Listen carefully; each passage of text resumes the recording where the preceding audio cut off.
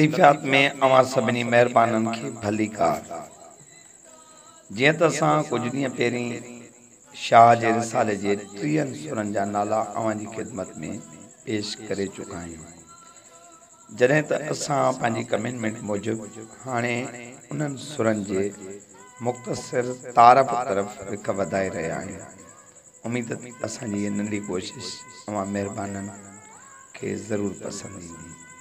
त अॼु सुर कल्याण जो मुख़्तसिर तारफ़ अवां जी ख़िदमत में अर्ज़ रखिजे पियो। कल्याण संस्कृत जो लफ़्ज़ आहे जंहिंजी माना आहे सुख या शांति। ही सुर मन खे सुकून थो बख़्शे।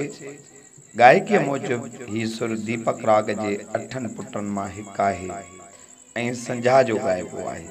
कन साहबनि जो रायो आहे त ही सुर असुर जो बि ॻाइण में ईंदो आहे, छो त संझा ऐं असुर ॿई सॻोरियूं मालूं आहिनि ऐं बंदगीअ लाइ रिथियल आहिनि। रिसाले में ही सुर धणीअ जी साराह सां शुरू थिए थो त पोइ वरी सुर कल्याण मां हिकिड़ो लतीफ़ साईं जो शेर अवां जी ख़िदमत में अर्ज़ जो घोट लाखीनो लतीफ़ सुर कल्याण में केॾी न आजिज़ीअ सां पंहिंजे धणीअ तर ॿोली ॿोले रहियो आहे।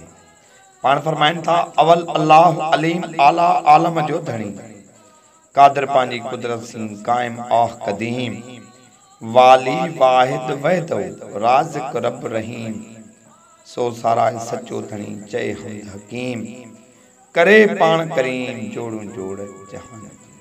त पोइ अॼोके सेगमेंट में एतिरो ई कुछ वरी मिलंदासीं पाण लतीफ़ साईं जे ॿिए सुर सां गॾु। तेसीं ॾींदा इजाज़त। सिंध सलामत, साथ सलामत।